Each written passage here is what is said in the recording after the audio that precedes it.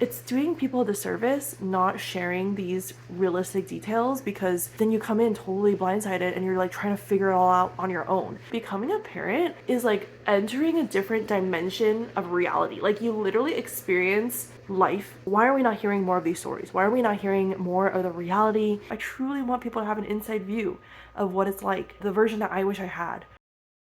I've been having a harder and harder time finding time to make these videos, but it's like always on my mind to do it, and I really want to do it. The more your baby grows, the more attention they need, the more they're going through like different developmental things. My baby currently, she's almost 5 months. She's around between 4.5 to 5 months. She's going through some kind of developmental leap slash sleep regression. Thankfully, it's not as terrible as I feared. Like I was thinking a lot about how, like, why is this regression not as bad as the newborn days, because I had heard horror stories from other moms, and I do think a big part of it is the baby sleep foundation we've set for her to learn how to fall asleep independently, to connect her sleep cycles in general. I feel like I should be sponsored at this point, but taking care of babies, their newborn course literally saved my life and me and my husband's life, because it taught our baby to be able to fall asleep without us always needing to hold her, rock her to sleep. You know, it just took time and consistency, but then we got there eventually. Except she's been waking up multiple times in the night. Like usually it happens around like 2 a.m, 3 a.m, 4 a.m, 5 a.m. Like it's not consistent. Like some days will be more wake ups than the other. Also, I was thinking about how I talked about in a previous video, I was like, how do people get chores done and take care of your baby and prepare meals and like do your personal admin, self-care time, like all these things, especially when you don't have help and like family around. The reality is you just have more tasks to do when you have a baby, like their laundry and their spit up and clean up and organizing all the mess and the dishes, the bottles, washing parts and bathing them. On top of that, you have less sleep to function, so it takes more energy, more like focus and attention. But on top of that, it's like a heavier mental load by a lot, because you're always thinking of their nap schedule. You know, okay, their wake window is supposed to be this amount of time, so when are they going to get sleepy so that they don't get overtired and then cranky, they can't go to sleep because they're too tired or under tired. If you're taking them out to places, you know, events, and you're like, okay, we're going to be in the car for this amount of time. When people say when you become a mom your life changes, or when you become a parent life changes, and I honestly think that's an understatement, because in the past, my pre-baby life, I would say like, oh my gosh, that movie was life-changing, you know, or that pizza at that restaurant changed my life. Becoming a parent is like entering a different dimension of reality. Like you literally experience life totally differently. You're forced to learn to operate differently, and especially the more children you have too, it's like even more like this load, this work and responsibility and emotional ties, because everything you do now, like everything you do or don't do, your decisions, even how you handle yourself, you know, your emotional regulation, your communication, your self-talk, your community, your relationships, everything about you has so much bigger consequences, because you know that's going to shape your children. Your children are watching you. I think she can hear my voice when I get too worked up. You always hear that it's becoming a parent changes your life, becoming a mom changes your life. It's a lot. Say goodbye to your free time, your flexibility, you know, you're gonna have a lot less sleep, all these like generalizations. But I'm just trying to put words and details like realistically to help people better understand why the adjustment is hard. Otherwise, I feel like it's doing people a disservice not sharing these realistic details, because then you come in totally blindsided and you're like trying to figure it all out on your own. And I've mentioned this in previous videos, especially when I was deep in the trenches. The benefit of the traditional society that we have emerged from and kind of deviated from as an individualized modern day society is you used to be in villages where you would see firsthand other people becoming new parents, like their day-to-day lives, the realistic what it's like to take care of a newborn who won't stop crying all day all night.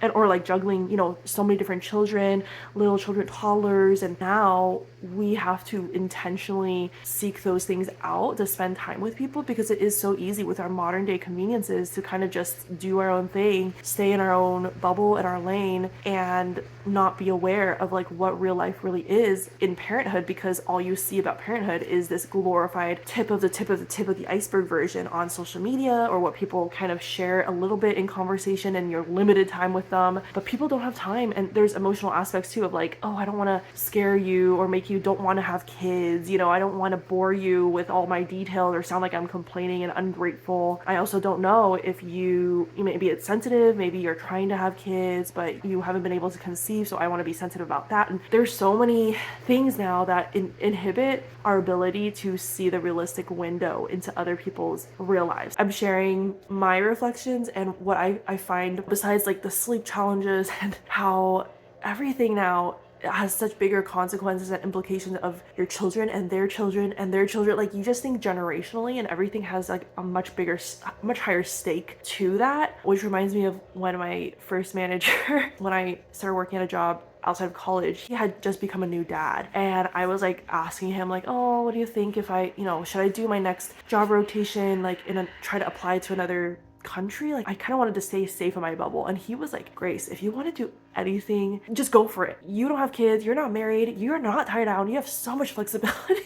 You don't realize how much flexibility and freedom you have until you don't have it. So I already felt a degree of that. I love my husband, I'm so grateful for him, but marriage, it is a commitment, and that's the trade-off inevitably. Is you are bound together, you're a couple, you want to do life together, inevitably you can't just like go off random places without consulting each other, and even how you spend money, what events you go to, all these things. So marriage is life-changing, but I feel like more people have a window into that because it's maybe just talked about more, maybe you witness it more. But when it comes to raising a child and becoming parents, especially if you have multiple children, which I'm like, oh my goodness, that's like next level.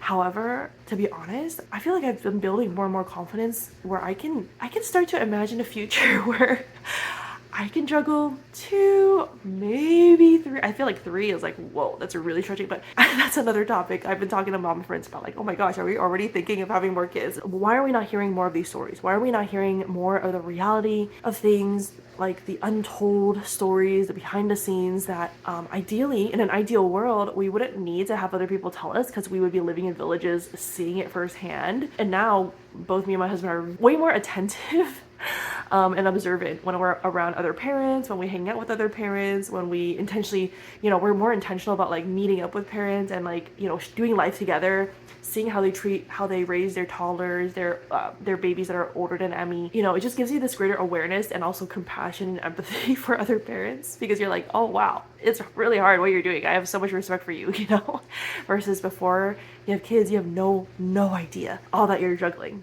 It really is the hardest job to be a parent, and especially a mom. I used to be like, oh, how come dads don't get enough credit? Like dads do a lot too, and they do. They play a huge role. But there is something really special. The more I've been thinking about this, the more I realize moms do have even more of an emotional like burden that they carry inevitably, like naturally, because women are just made like that. Like women are just, this world that we're living in, we're like, oh, men and women are like the same. Like after you become a parent, after you give birth, after you go through a postpartum, women and men are not the same. You're so different, but it actually makes the perfect complementary combination. There's the beautiful sides that you see on social media, but then you can't even capture the full spectrum of the beauty. But then there's so much there's so much messiness, suffering, sacrifice. You wake up multiple times in the night, your baby is crying, fussing, you have multiple children, they all have needs, they're all like demanding your attention. This is like around the clock. Like unless you're like off to work and you drop them off at daycare, but even with daycare there's like worries too about like, what are they doing, are they okay, oh now they're sick, and they don't like it there, and like the daycare teachers, there is so much emotional, mental, physical toll. You are on the ground crawling around with them, picking them up from the floor, picking them up from their bouncer, picking them up from the crib, they're bending over, you're rocking them. You need to be so physically nimble and able. And so I feel like a lot of people are like, oh, I'll just like wait till I have kids later, and then in the meantime they're also not taking care of their health. Now as a parent, I'm like, if you don't have kids yet, prioritize your health. You will regret not doing so. It has implications too of like, oh, I want to be around. I want to be able to pour into my kids, like have energy to take them to adventures and places and play sports with them and travel with them. Just all these different things that your health is such a determining factor. Even when you're like older and they're adults, like your ability to spend time with your grandkids, people don't think about that these days, I think, because you don't realize after you become a parent, you think about so many things generationally. Like I didn't have this strong desire for my my parents to be with us and then spending time with our child, like 3 generations, I've never had that strong desire until becoming a parent. Like, oh my gosh, I just want to spend more time with family. Like, family is so important now as a parent, practically and emotionally, like practical help, and just how sweet it is because you realize the window of time you have together that they'll have with their grandkid is so small. And how much more true is that the more that we as parents, or as modern day, career driven people who are just like, oh, I'll just keep putting it off, I'm not ready, all this stuff.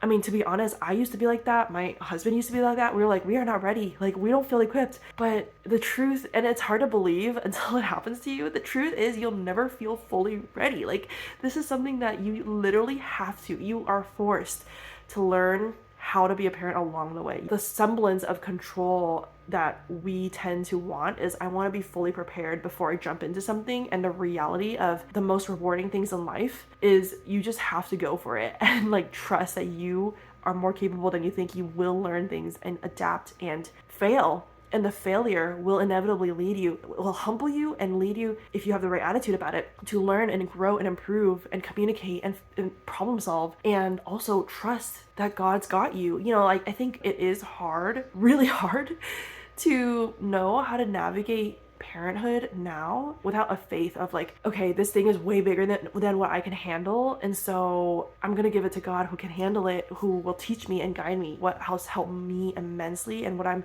constantly going back to, is I know God is with me. God, the creator of this universe, the creator of my baby, the creator of me and my husband, the one who brought us together for a reason, who has a heart and a vision and loves families and wants to show himself, wants to reach people through the vehicle of families. Like, I know he loves us and cares for us, and so he's not going to leave me to drown on my own.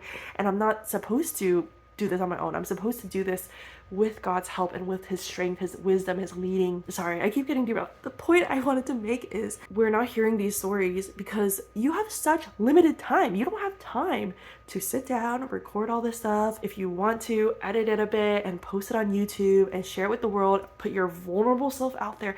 Like, it is a lot of work. You have to make sure, your baby's asleep and you have time.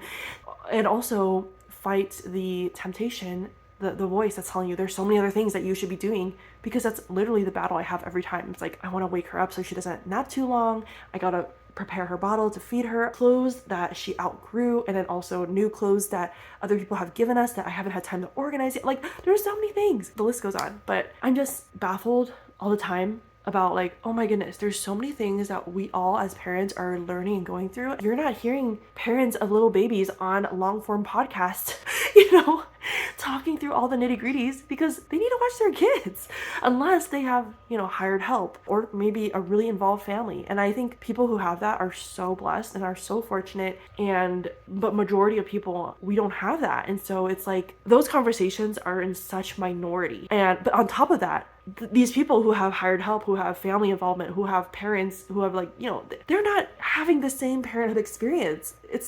They're not struggling the way the majority of us are as new parents doing it. It's all on you. It takes vulnerability as well, and not caring what people think. I'm just sharing honestly. That's how I feel every time I post a video, because I truly want to help people. I truly want people to have an inside view of what it's like, the version that I wish I had. And this is not to blame anyone, because it's not anybody's fault. It's like, I struggle too, to always have this battle. And I'm just really praying and hoping that me putting this out there in the world will just increase that percentage of these kinds of behind the scenes realistic explanations of first time motherhood. Will just increase it by point whatever percent.